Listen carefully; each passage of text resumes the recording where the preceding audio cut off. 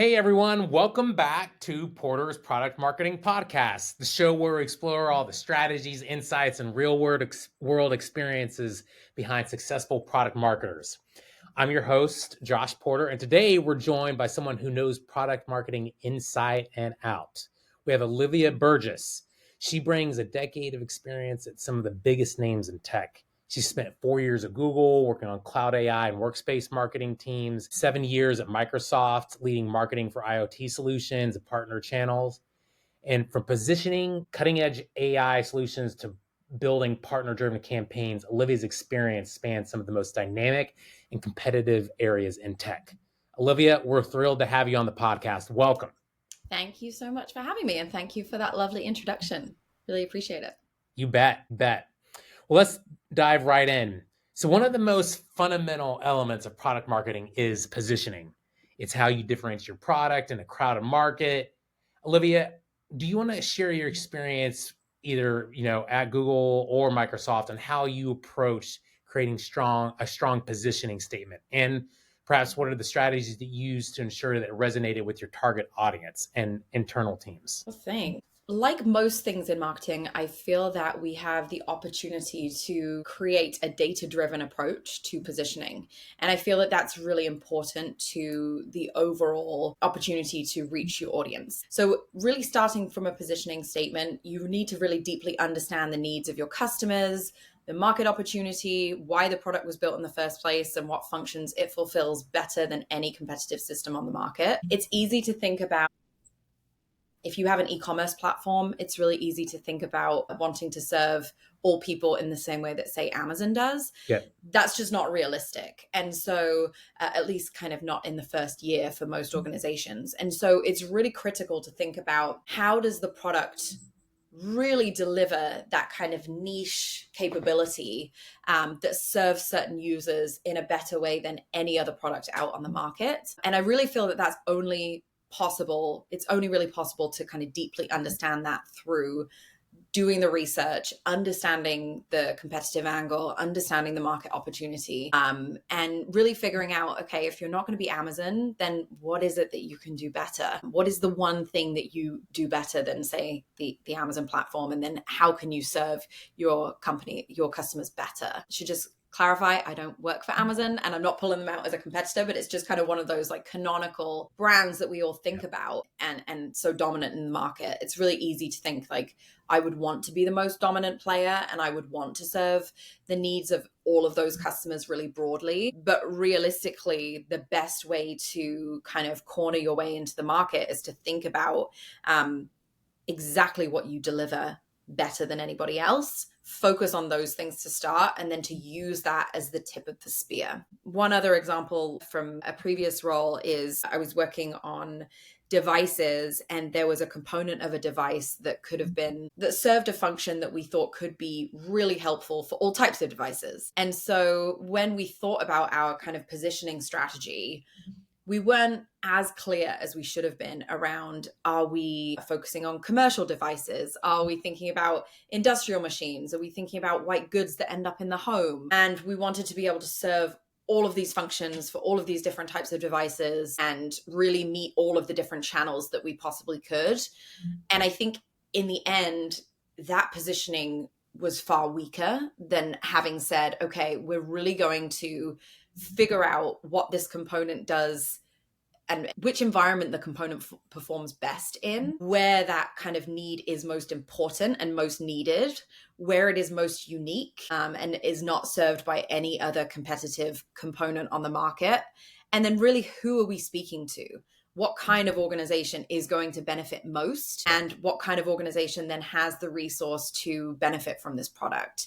I think had we really been very specific in what our position was, it would have served us much better as we were building that initial kind of launch strategy. And then you kind of iterate over time and you figure out, okay, well, once we've really proven ourselves in this area of the market, then maybe we can either expand the capabilities of the product or expand in terms of customer references and different customers that want to be talking about us. But really kind of when you're launching a product and when you're thinking about that initial positioning statement, I think stick to the basics, create the research, figure out the data around where you fit in the market and really double down on that.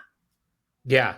Yeah, no, and I think that's great. Those are some great examples, particularly when you mentioned Amazon, like if you're going to be this e-commerce store, well, yeah, you're going to think about who's the most ubiquitous brand. But I Mm-hmm. know an example of a old CRM company that was trying to displace another large CRM company, and they just knew that they weren't ever going to beat them at their own game. So what they said was, all right, we're going to be the best CRM for legal firms. Mm-hmm. And once they Yeah. figured that out, they honed in on that. They were Yep. able to really be successful in that. And eventually they were bought out by the larger CRM. I'm not going to name any names, of course, but Yep. they figured out their own particular niche, Uh, or yeah. I guess you would say niche. But but that the American way to say it is it doesn't go with it. It goes more well with this phrase like go niche to get rich, right? Oh, And so that yeah. sounds way better in the American accent than it would in British. But yeah, totally. That makes a ton of sense. I think also just one final piece on positioning is sometimes you are working on a product where the product capabilities are only just coming to parity with the competitors that are on the market. Yeah. And that can be really challenging because sometimes your position doesn't want to be, we've finally caught up to a dominant player who's been doing Right. this for a while. Right. And so, again, if your position is, we are now equal to the existing competitor, sometimes you have to think about, okay, well, actually, maybe our position is choice. Maybe our position in the market is that we now offer something that is, it's as capable as Mhm. the dominant player out there, but it also has uh, a lower cost or a easier implementation, or there are these kind of other benefits as well as the functional capabilities of that product. And I've worked on products in the past where you are the challenger Yeah. challenging the incumbent, and it can be really difficult to think about creating a strong positioning that's not just a catch up story. Yes. And the catch up then, I think, has to be the underlying, well, yes, we can do all the same things that competitor can do, but there are also these additional benefits, or this choice that you have that you didn't have before. It's always fun. Yeah, absolutely. And that goes back to kind of what you were saying previously, as well as you understanding who it is that you're talking to, but also talking about that unique selling proposition. Like what are you Mhm. doing differently that the dominant player isn't? Yeah. And maybe you don't have all the same features as the dominant player, but that's okay because maybe you focus in on one particular market, or one Yep. you have a particular feature that's just a killer feature for people. And so yeah, Totally. that's all really helpful insight. So so we've talked about positioning, right? And that's important. That's kind of very high level, like understand where you are Mhm. in the marketplace in comparison to people who are trying to sell similar products or solve similar problems. So once you've gotten into that, it's really about translating that positioning into messaging. Mhm. So, what frameworks or process do you follow when developing messaging for a new product? And then how do you ensure that connects with the decision makers and the end users? Yeah. I mean, I think that the a lot of the pre-work that has to come into the positioning statement is also then valuable to inform your messaging as well. So again, I would say when you are doing your messaging, you want to always start with that customer research. You want to do the propensity modeling to figure out what does the total addressable market look like, and then really where are we going to kind of focus our resources in terms of market, in terms of vertical, in terms of influencers, buyers, partners in the decision making ecosystem. So there's really kind of a ton of that pre-work that needs to happen that can inform both your position and also the messaging. But ultimately, the messaging really comes down to solving the pain points, Mhm. figuring out exactly what the pain points are of your buyers, influencers, and partners, and then really determining and proving that your product can serve the function better than anyone other kind of market out there. So typically I would look to do kind of benchmarking research. So figuring out not just, if my product is determined to save someone time or take fewer Mhm. steps to achieve a goal, it's not just a case of saying, we are faster or we can increase efficiencies, but it's really figuring out, like, how does the product do that?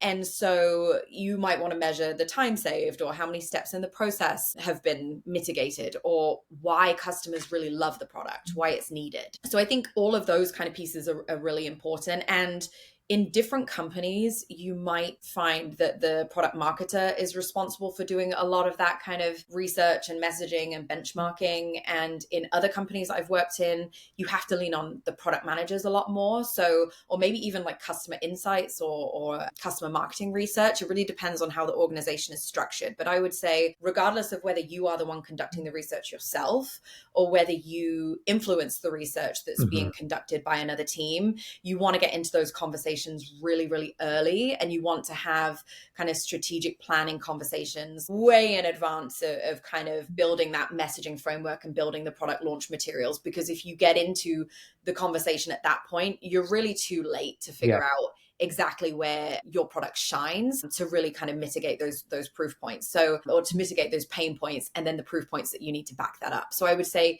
get involved in that super early stage of the process. And then when you think about building a messaging and positioning framework, again, different companies have different templates, and I'm sure there are kind of different templates in the, on the web about this, but you can really figure out, I think, a tagline of like, what is the 10 sentence description of what this product does, and then go into a little bit more detail about, if I was to give this 50 words, how would I explain that a little bit more? And then what would be the pillars, which usually there would be 3 or 4 pillars of proof points, and then kind of the partner, the product evidence, and kind of any partnership engagements kind of underneath those pillars. So really kind of backing up those proof points, backing up the pillars, and the pillars backing up, that tagline and that statement. That's really kind of what a messaging and positioning framework is.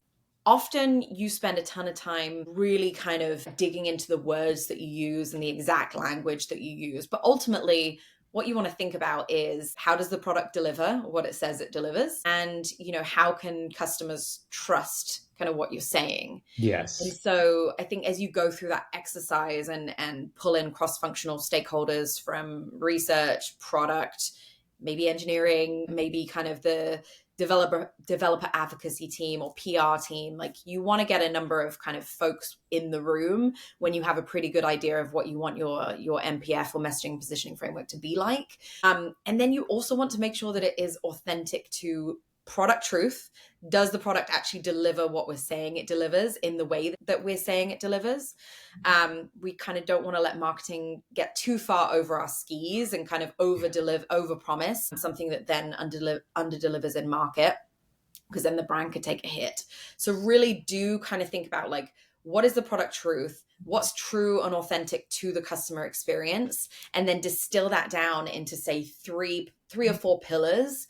Add the proof points underneath that, and then I would work above and kind of build the 50 word the 50 word kind of tagline, and then the 10-word tagline kind of on top of that.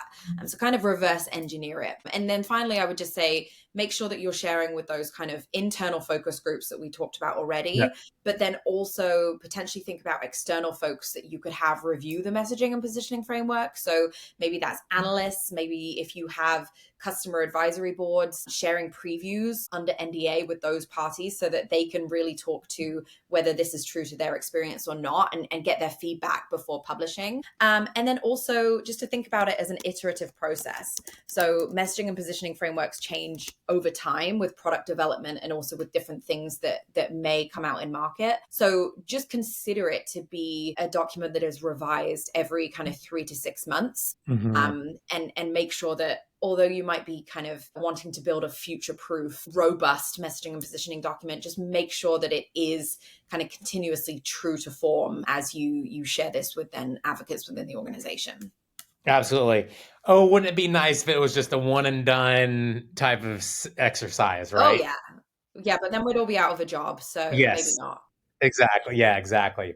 But and that's a good way to kind of articulate messaging. And then again, it starts with the customer. Who is this person that has a problem we're trying to solve for? Yeah. And then really digging into those problems. And very much that kind of jobs to be done framework. We're like, okay, what is the job this person needs this tool to do?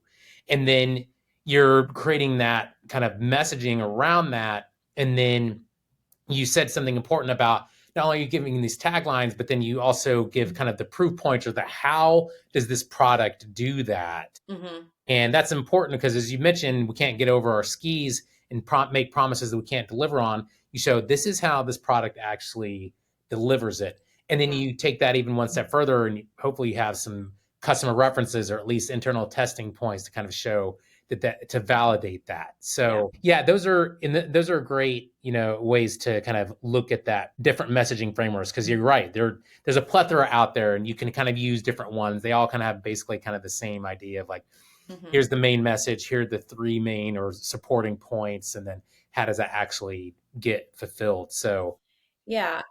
great, And just absolutely. finally, on that point, I would say if you are sharing and reviewing these kinds of frameworks with marketing leadership, it's helpful to ask, like, how do they like to see these, these messaging and positioning frameworks? A lot of the time, they have very specific ways that might differ Mhm. from leader to leader about just how they read, how they interpret. So, really kind of being specific about different templates that they use so that people can look beyond the presentation and really see the substance and the value of what you're bringing in the MPF, because you don't want to derail those types of conversations with like, well, this is great, but I'd really love to see it in a different table or in a different format. It's like, no, Yeah, you want to make the most of that time with leadership and just focus on like, are we getting the message of the product across? And is this easy enough to understand that everyone within the organization will be able to stand behind this as kind of the core product messaging and then translate it for their own audiences?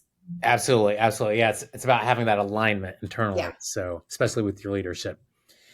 Well, that's great. That absolutely all makes sense. So as we've moved from positioning to messaging, we think about tailoring that messaging to specific audiences. Mm-hmm. And obviously, you've been able to master that repeatedly over multiple products, multiple companies. Another critical aspect of that is moving on to kind of the value proposition. How do you refine the product's value proposition and make it stand out, especially when you have competitive industries like AI or Yeah.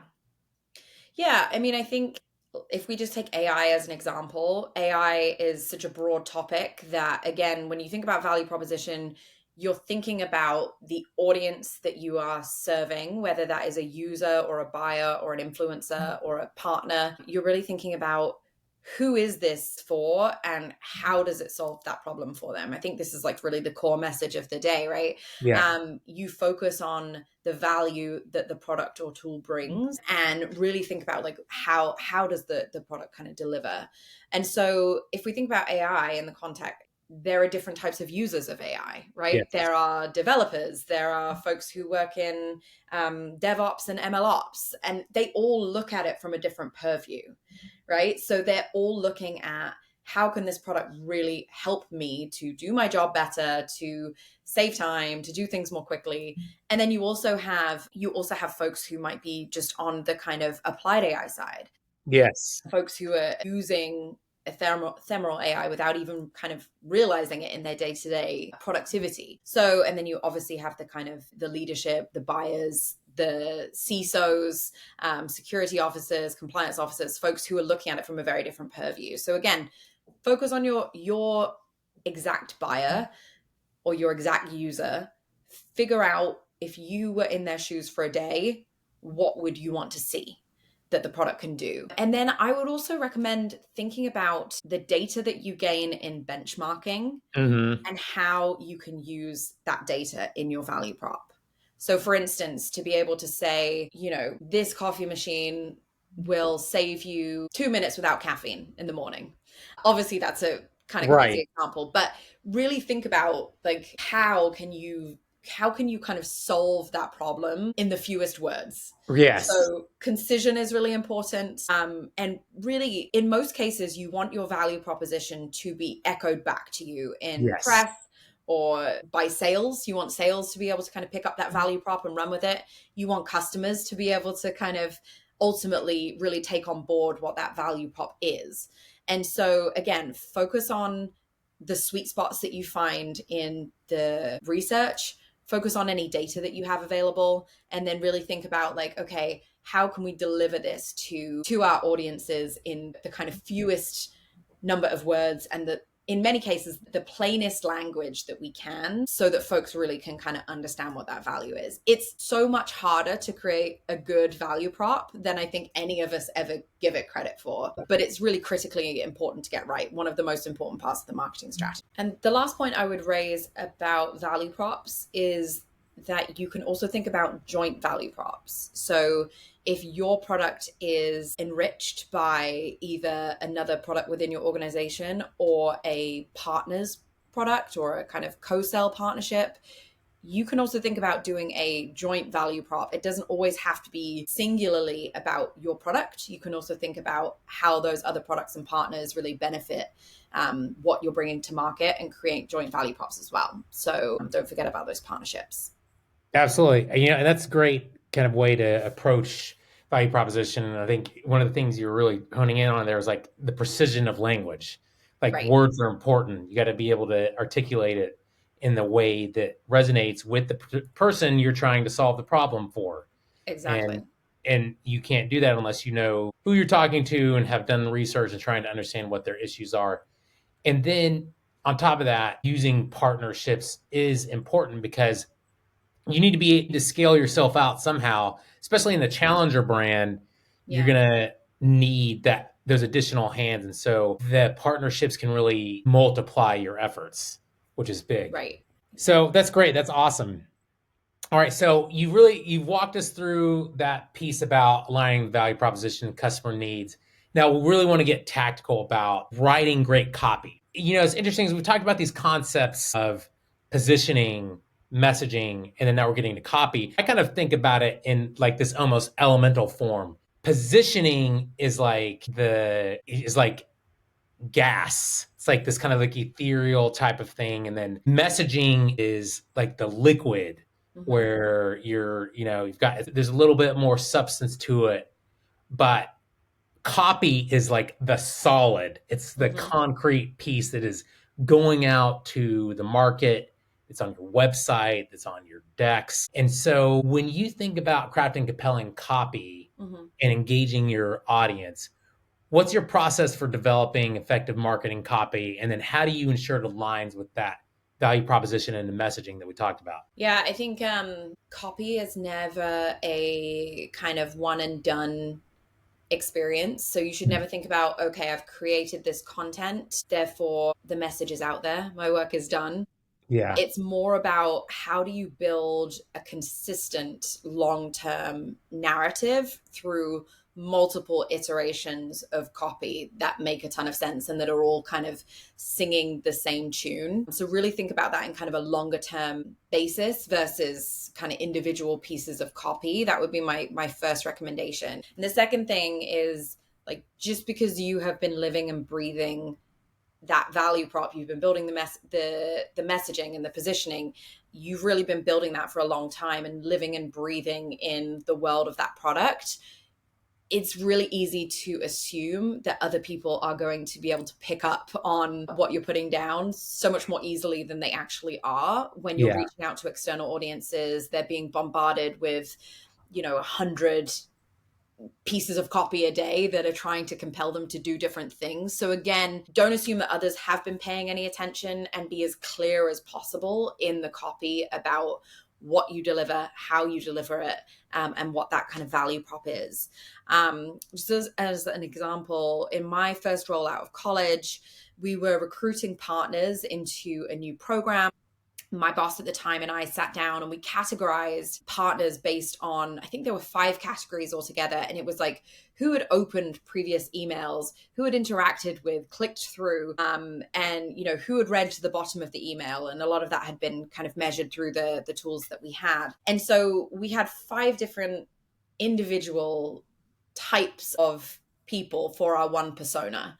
And based on their level of interaction with previous content, we were able to figure out, okay, if this person has never interacted, never opened an email, never kind of interacted with the copy whatsoever, we need to make sure that the subject line is super compelling and is the most important piece. And then for those who have, those who have engaged with the copy more in the past, we can focus on having more of a kind of straightforward subject line. It doesn't necessarily need to be so focused on attention grabbing, but it can be more around education. It can be more around kind of a how-to scenario to help people on the journey. So kind of really think about like the different levels that people may have had with your copy in the past, and then think about like the behavioral change that you want to create through that copy. So is your copy really clear? Is it giving a good reason as to why that person should take the call to action that you're calling for? And then really kind of base the copy around that level of persuasion, that level of evidence, because that's going to be really, really important. And then, in addition, I would think about whether when copy is kind of going out there, does market perception align with that message? Is the brand viewed in the same way as you are delivering your copy? Because you need to make sure that there's that level of consistency, and figure out kind of who your advocates are, who are the thought leaders in the area that you're focused on, and are they consistent with that messaging about your product as well? It's not enough just to think about your own first party copy, but it's also a case of figuring out how can we help others to then be able to tell that story on our behalf as well? So there's a lot there to kind of think about as you design that copy. But I think the most important pieces are, can you be very clear in what you're saying? Can you tailor your message not just to the individual, but also to their level of engagement that they've had with previous copy? And then can you make sure that the same people are consistently telling that message over and over again, whether they're internal sales folks or whether they're then external advocates and thought leaders really advocating on your behalf? Do they all have a good sense of what that script looks like? Because that consistency over time is going to be really, really important. The last thing I will say about copy is that I once had a leader who said that for many marketers, they feel like once they've created the copy, they've created the asset, they've checked the box, and that is their job done. But content without context really falls flat. So if you aren't selling the value of why your salespeople should be picking up that copy and content and running with it, and the same for kind of other parties within the organization, a marketer's job is not done. It's not done just at the copy. It's really like, how do you land that copy, and then how do you make it easy for people to kind of pick up and run with? I like that. That content without context can fall flat.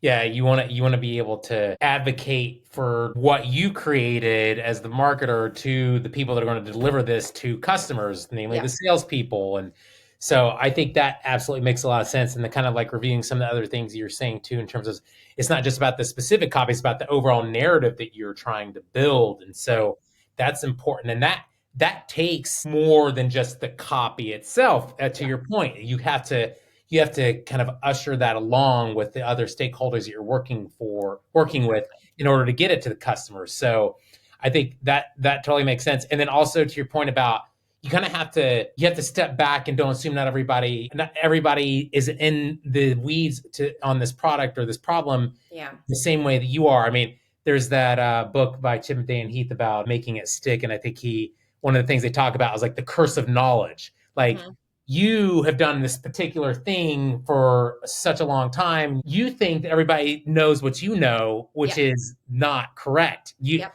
kind of have to really like disabuse yourself of that and think, okay, I need to think about this from the perspective of what was I like before knowing this, or if I were to talk to my spouse or partner who doesn't do this every day in, day out. Yeah, and that's the same even for kind of technical copy and messaging. Even if you are communicating to some of the smartest people in the world who have a deep technical understanding about a product, you still need to be able to articulate why your product serves their needs in ways that they will understand. And so if you've been kind of so entrenched in internal conversations about the product and internal jargon and language that you typically use, that doesn't mean that it's going to necessarily reach your audience. So what I'm saying here is not a case of dumbing the content down or, just creating kind of a layman's version of your value prop, but it's more around like, how do you speak in the language of the people who are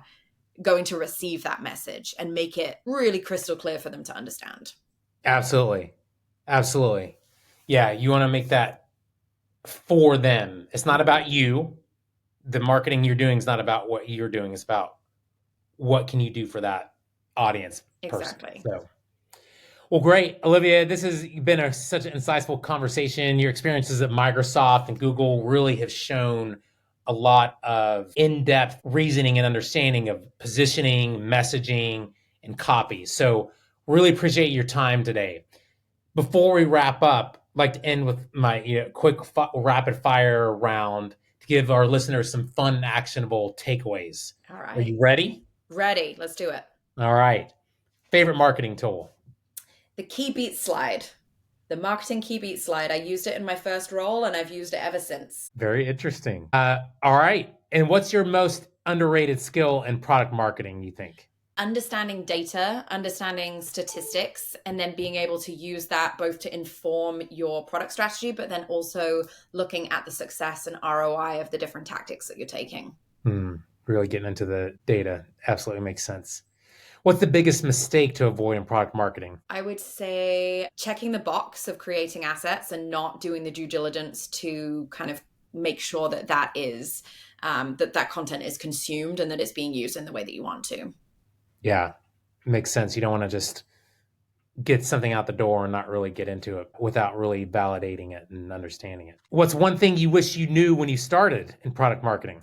Two things, if I can give two. The first is that speaking with customers as a product marketer, whether that is presenting at events or trade shows or going to kind of PM conversations and shadowing your product managers, that gives such a great insight into customer needs. And so really recommend engaging with customers however you can. And then secondly, don't be afraid to reverse engineer the funnel. And what I mean by that is you could think about the marketing funnel and you can really start at, okay, where do we need to end? Like how many people or how many opportunities do we need to have at the bottom of funnel? And then you can figure out, okay, well, typically how many of the next stage does it take me to get to that stage? And you can kind of think about success metrics in the context of, raising awareness at X level to then be able to come down to the kind of conclusion stage of the funnel. You can do so and figure out the data, the numbers that you're going to need at each stage based on existing kind of behavioral analysis, and then kind of track your progress through that. Yeah, I like that. And particularly about meeting with customers. Most of what we talked about today is understanding the customer and being able to do messaging and positioning based on their understanding. And what better way to do that at events and meet them in person and get their insights. So absolutely agree with you on that. Yeah. And then last question, what is your favorite podcast? I love What Now with Trevor Noah. I find him so insightful in general. And he's great, but the unsung hero of What Now is his co-presenter, Christiana. She's incredible. And I just love the topics that they have. I love If You Could Rule the World for One Day, What Would You Implement? Where they all argue the merits of those suggestions, and also Petty as Power. It's a great, great podcast to listen to. And I'm going to definitely listen to the new episode today. That's awesome. I have seen the marketing for that. I haven't listened to it yet, but I will definitely check it out. There you go. That's marketing reaching you, nearly there. And now I'm an advocate. You see, it all comes full circle. It all comes full circle right here in action. You all saw it here on this Porter's Product Marketing Podcast. Exactly. Awesome. Well, thanks so much again, Olivia, for coming today. And everyone, thank you for tuning in. Again, please subscribe, like, and we would love to see you on a future episode. Thanks and have a good one. Thanks, Josh. Speak to you soon.